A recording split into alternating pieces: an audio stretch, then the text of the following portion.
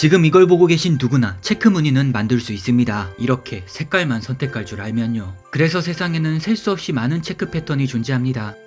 그런데 말이죠. 왜 유독 자주 보이는 체크 무늬가 있는 걸까요? 패션을 좋아하실 여러분 반갑습니다. 음악이든 미술이든 패션이든 창작을 하는 분야에서 비슷한 작품이 생기는 사례는 허다합니다. 여러 색깔을 조합해서 격자 무늬를 만드는 체크도 마찬가지죠. 한두 번 비슷한 게 보이면 그러려니 넘어가겠지만 특정 패턴은 보여도 너무 자주 보입니다. 빨간색 베이스에 얇은 흰색 선들, 그리고 교차하는 부분에서 보이는 초록색. 간격이 어땠는지 크기가 어땠는지 정확하진 않지만 어쨌든 익숙합니다. 왠지 크리스마스가 떠오르는 이 체크 패턴은 200년이나 된 고유한 이름을 가진 무늬입니다. 특정 디자인에 이름이 있다는 건 그만큼 의미가 있는 무늬라는 소리죠. 오늘은 친숙한 만큼 유구한 역사를 지닌 영국의 체크 무늬 타탄에 관한 이야기입니다. 이 영상 이후로 더 이상 느낌이 아니라 이름으로 체크 무늬를 검색하실 수 있을 겁니다. 타탄의 시작. 여러분은 이것도 체크 무늬라고 생각하시나요? 뭐 여러분이 동의를 하든 안 하든 전 세계 사람들은 이 패턴들도 체크 무늬라고 정의합니다. 이러한 다양한 체크 무늬는 전부 이 체크 패턴에서부터 파생되었다고 할 수 있는데요. 바로 영국 스코틀랜드의 전통 체크 무늬 타탄입니다. 이 타탄의 명성 때문에 영국이 체크 무늬의 탄생지라고 믿는 분들이 꽤 계시는데, 영국에서 타탄을 연구하고 전시하는 전문가들이 이미 3000년 전 중국에서 체크 무늬 패브릭이 처음 발견되었다고 인정을 했습니다. 영국의 스코틀랜드는 16세기로 추정되는 이 작은 직물 조각이 영국 최초의 타탄으로 여겨지고 있죠. 체크 무늬면 다 타탄인 거야? 라는 의문이 들죠. 사실 타탄은 스코틀랜드에서 만든 특별한 규칙이 있는 체크 무늬입니다. 그 규칙은 다음과 같죠. 첫 번째, 트윌 직조 방식이다. 실을 교차하여 만드는 직물은 어떻게 엮이는지에 따라 원단의 종류가 나뉘죠. 타탄은 이 중에서 비스듬하게 짜는 능직 원단입니다. 어떤 타탄 무늬라도 자세히 들여다보면 청바지에서 보이는 사선 무늬를 확인할 수 있습니다. 두 번째, 세트가 있다. 세트는 간단히 말하면 반복되는 무늬의 단위입니다. 제가 초반에 보여줬던 포토샵의 이 작은 부분이 바로 세트라고 볼 수 있죠. 이 반복되는 단위가 없거나 조금씩 바뀌거나 불규칙하다? 그럼 타탄이라고 볼 수 없습니다. 세 번째, 대칭이다. 타탄을 45도 대각선으로 접어보면 완벽하게 포개어지는 걸 확인할 수 있습니다. 이것은 세로 실로 세팅된 컬러 블록과 가로실의 컬러 블록이 정확히 일치한다는 의미입니다. 마지막은 스코틀랜드 타탄 등기소의 등재 여부인데요. 스코틀랜드 정부가 관리하는 이곳에서 인증된 타탄만이 진정한 타탄이라고 불릴 수 있습니다. 아니 뭐 벼슬이야? 체크 무늬 따위가 정부가 인정해줘야 타탄으로 부를 수 있다고? 이건 스코틀랜드와 엮여있는 타탄의 과거사 때문입니다. 타탄이란 이름도 없었을 적, 수천 년에 걸쳐 양모와 방적, 그리고 직조 산업의 발전을 이룬 영국은 자연스럽게 섬유 산업이 하나의 토착 산업이자 문화였습니다. 특히 영국 중에서도 스코틀랜드의 하이랜드에서요. 하이랜드는 말 그대로 스코틀랜드의 북쪽을 일컫는데요. 스코틀랜드의 지리적, 문화적, 언어적 차이로 인해 하이랜드와 로우랜드로 나뉘게 된 것입니다. 그중 하이랜드는 클랜 중심의 부족 사회로 염색된 울로 만든 트윌 직물,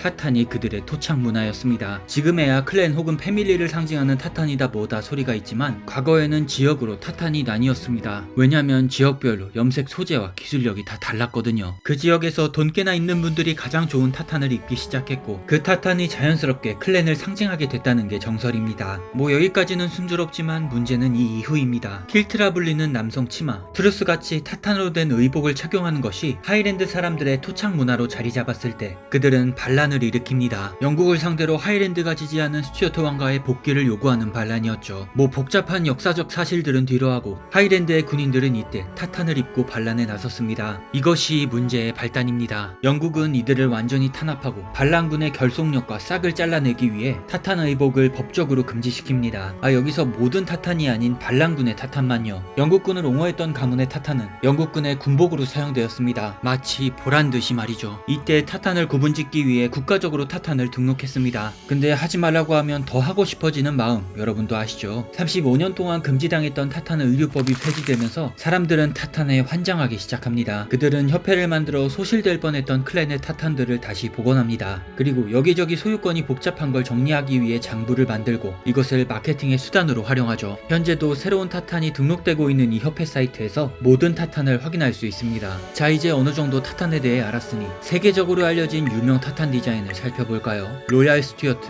처음에 예시로 든 타탄입니다.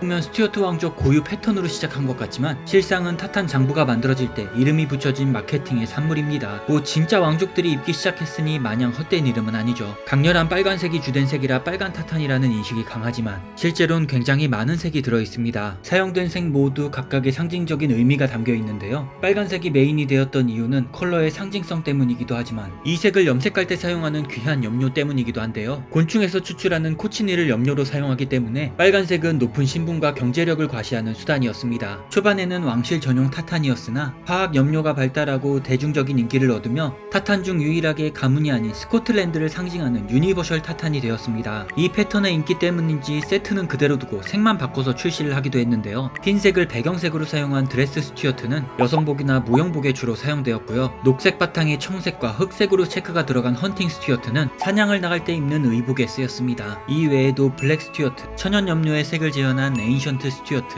마치 탈색이 된 듯한 뮤티드와 웨더드 스튜어트, 유명 타탄들이 다 그렇듯 색깔놀이로 여러 버전이 출시되었습니다. 블랙와치, 로얄 스튜어트 다음으로 많이 보인 체크 무늬가 바로 이 초록색과 파란색이 교차하며 무늬를 형성한 블랙워치 타탄입니다. 블랙워치는 1725년에 창설한 영국 스코틀랜드 최고의 육군 정예 부대의 이름인데요. 초등학교 영어 교과서에도 나오는 워치는 감시와 감찰의 의미를 지닌 단어죠. 앞서 말씀드렸듯 반란이 진압된 후 그들을 감시하기 위한 중대가 이 블랙워치입니다. 초록색과 남색이 주된 색임에도 이름에 블랙이 들어가게 된 데에는 재미있는 썰이 있습니다. 붉은 유니폼을 입은 영국 정규군과는 다르게 이 타탄을 입고 위장하고 매복하는 그들의 모습은 잘 보이지 않았습니다. 특히 밤이 되면 마치 어둠 속에서 갑자기 나타나는 것처럼 보였죠. 그래서 이 타탄과 이걸 입은 부대의 이름이 블랙와치가 되었다는 썰입니다. 블랙와치는 타탄계의 어머니라고 불릴 만큼 이 패턴을 기반으로 파생한 클랜 타탄이 많습니다. 우선 완전 똑같다고 볼 수 있는 캠벨 타탄, 이건 블랙와치에서 파생된 게 아니라 블랙와치를 탄생시킨 할머니 타탄이라고 볼 수 있는데요. 블랙와치 부대로 선정된 가문에 이 캠벨 가문도 속해 있었습니다. 특히 이 가문이 지휘관 자리를 꿰차서 부대 대표 타탄이 캠벨과 유사한 타탄으로 결정되었다는 이야기도 있죠. 다 똑같은데 단지 더 오래된 캠벨의 타탄이 천연 염색 때문에 톤이 살짝 다릅니다. 반면에 블랙와치에서 파생된 아들 타탄들은 오버체크를 하여 얇은 선이 추가된 타탄들입니다. 대표적으로 노란색 선이 추가된 고든, 흰색과 붉은색 선이 추가된 맥킨지, 흰색 선만 추가된 포브스 등이 있습니다. 또한 우리가 너무 잘 알고 있는 이 아가일 체크 무늬는 블랙와치의 형제라고 볼 수 있는데요. 직사각형이 아닌 마른 목골 형태의 체크로 타탄과는 거리가 멀어 보이지만 블랙와치와 마찬가지로 캠벨 클랜에서 비롯되었습니다. 네, 할머니 타탄의 그 캠벨 클랜이요. 이 타탄을 천천히 회전시켜보면 이것이 아카일 체크 무늬의 시초입니다. 아시다시피 실 자체에 신축성이 없다면 직조된 원단은 이 양방향으로 신축성이 거의 없습니다. 하지만 대각선, 즉 바이어스 방향은 다르죠. 당겨보면 조직이 움직이며 조금의 신축성을 가집니다. 이 원리를 이용해 활동성이 많은 종아리에 타탄 원단을 바이어스 방향으로 재단하여 사용하기 시작했는데 이것이 아가일 패턴이 된 것입니다. 뭐 지금은 다양한 기술 덕분에 아가일 디자인만 유지되고 이렇게 원단을 틀어서 사용하는 경우는 거의 찾아볼 수 없죠. 맥도날드,